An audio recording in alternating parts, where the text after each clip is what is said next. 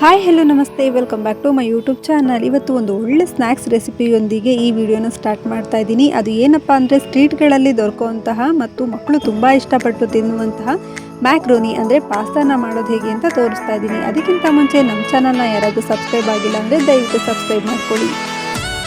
ಮಕ್ಕಳ ಲಂಚ್ ಬಾಕ್ಸ್ಗಾದ್ರೂ ಆಯಿತು, ಇಲ್ಲ ಸಂಜೆ ಸ್ನ್ಯಾಕ್ಸಿಗಾದ್ರೂ ಆಯಿತು, ಈ ರೀತಿಯಾಗಿ ಸಿಂಪಲ್ ಆ್ಯಂಡ್ ಟೇಸ್ಟಿಯಾಗಿರುವಂತಹ ರೆಸಿಪಿನ ಮಾಡಿಟ್ಕೊಳ್ಳಿ. ಹಾಗಿದ್ರೆ ಬನ್ನಿ ಈಗ ಪಾಸ್ತಾನ ಮಾಡೋದು ಹೇಗೆ ಅಂತ ನೋಡೋಣ. ಮೊದಲಿಗೆ ನಾನು ಒಂದು 200 ಗ್ರಾಮ್ ಆಗುವಷ್ಟು ಪಾಸ್ತಾನ ತೊಗೊಂಡಿದ್ದೀನಿ. ಇದನ್ನು ಬೇರೆ ಬೇರೆ ಶೇಪ್ಗಳಲ್ಲೂ ಸಹ ನೋಡ್ಬೋದು. ನಾನು ಈ ರೀತಿಯಾಗಿರುವಂಥ ಪಾಸ್ತಾನ ತೊಗೊಂಡಿದ್ದೀನಿ. ಇದ್ರ ಜೊತೆಗೇ ಒಂದೆರಡು ದಪ್ಪ ಈರುಳ್ಳಿ, ಒಂದು ಕ್ಯಾಪ್ಸಿಕಮ್, ಒಂದೆರಡು ಟೊಮೆಟೊ, ಒಂದೆರಡು ಕ್ಯಾರೆಟ್ನ ಸಹ ಸಣ್ಣಗೆ ಹೆಚ್ಚಿಟ್ಕೊಂಡಿದ್ದೀನಿ. ಇನ್ನು ಒಂದು ಪಾತ್ರೆಯಲ್ಲಿ ನೀರನ್ನ ಬಿಸಿಗಿಟ್ಟು, ನೀರೆಲ್ಲ ಬಿಸಿ ಆದಮೇಲೆ 200 ಗ್ರಾಮ್ ಆಗುವಷ್ಟು ಪಾಸ್ತಾನ ಸೇರಿಸಿ ಅದಕ್ಕೆ ಸ್ವಲ್ಪ ಉಪ್ಪನ್ನು ಹಾಕಿ ಅದ್ರ ಜೊತೆಗೆ 2 ಟೇಬಲ್ ಸ್ಪೂನ್ ಆಗುವಷ್ಟು ಎಣ್ಣೆನೂ ಸಹ ಸೇರಿಸ್ತಾ ಇದ್ದೀನಿ. ಎಣ್ಣೆ ಹಾಕೋದ್ರಿಂದ ಪಾಸ್ತಾ ಒಂದಕ್ಕೊಂದು ಅಂಟೋದಿಲ್ಲ, ಹಾಗಾಗಿನೇ ಎಣ್ಣೆನೂ ಸಹ ಸೇರಿಸ್ತಾ ಇದ್ದೀನಿ. ಈಗ ನೀಟಾಗಿ ಎಲ್ಲ ಮಿಕ್ಸ್ ಮಾಡ್ಕೊಳ್ತಾ ಇದ್ದೀನಿ.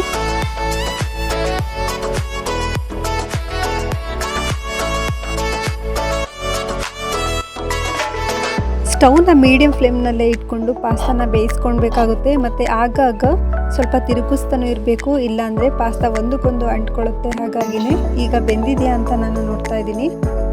ನೀಟಾಗಿ ಪಾಸ್ತಾ ಎಲ್ಲ ಬೆಂದಿದೆ. ಈಗ ಪಾಸ್ತಾನ ಸಪ್ರೇಟ್ ಮಾಡಿ ಇಟ್ಕೊಳ್ತಾ ಇದ್ದೀನಿ.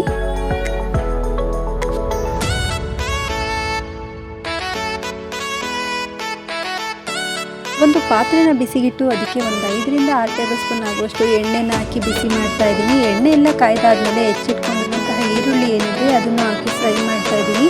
ಅದ್ರ ಜೊತೆಗೇ ಕ್ಯಾರೆಟ್ ಹಾಗೂ ಕ್ಯಾಪ್ಸಿಕಮ್ ಸಹ ಹಾಕಿ ಒಟ್ಟಿಗೆ ಫ್ರೈ ಮಾಡ್ಕೊತಾ ಇದ್ದೀನಿ.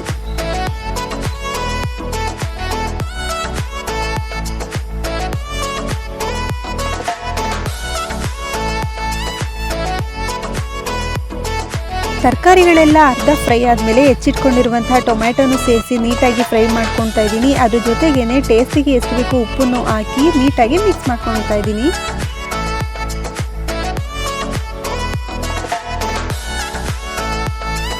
ಟೊಮೆಟೊ ಚೆನ್ನಾಗಿ ಫ್ರೈ ಆದಮೇಲೆ 2 ಟೇಬಲ್ ಸ್ಪೂನ್ ಆಗುವಷ್ಟು ಶುಂಠಿ ಬೆಳ್ಳುಳ್ಳಿ ಪೇಸ್ಟನ್ನು ಸಹ ಹಾಕಿ ಮಿಕ್ಸ್ ಮಾಡ್ಕೊತಾ ಇದ್ದೀನಿ.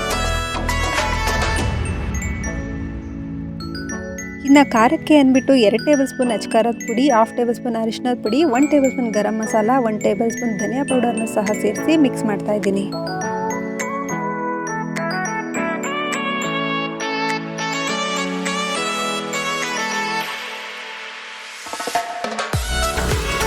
ನೀಟಾಗಿ ಮಿಕ್ಸ್ ಮಾಡ್ಕೊಂಡಿದ್ದಾದಮೇಲೆ 2 ಟೇಬಲ್ ಸ್ಪೂನ್ ಆಗುವಷ್ಟು ಸೋಯಾ ಸಾಸು, ಒಂದು 4 ಟೇಬಲ್ ಸ್ಪೂನ್ ಆಗುವಷ್ಟು ಟೊಮೆಟೊ ಕೆಚಪ್ನ ಸಹ ಹಾಕಿ ಮಿಕ್ಸ್ ಮಾಡ್ಕೊಳ್ಬೇಕು.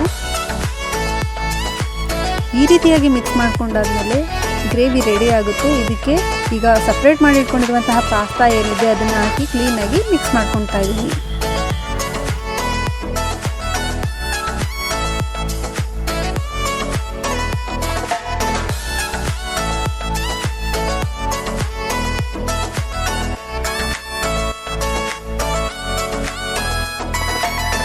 ಪಾಸ್ತಾನ ರೆಡಿ ಮಾಡಾದ್ಮೇಲೆ ಇನ್ನು ಫೈನಲಿಯಾಗಿ ಬೇಕಾಗಿರೋದು ಕೊತ್ತಂಬರಿ ಸೊಪ್ಪು, ಅದನ್ನು ಸಹ ಹಾಕಿ ನೀಟಾಗಿ ಮಿಕ್ಸ್ ಮಾಡಿಕೊಂಡು ರುಚಿಯಾಗಿರುವಂತಹ ಪಾಸ್ತಾನ ರೆಡಿ ಮಾಡ್ಕೊಳ್ಳಿ.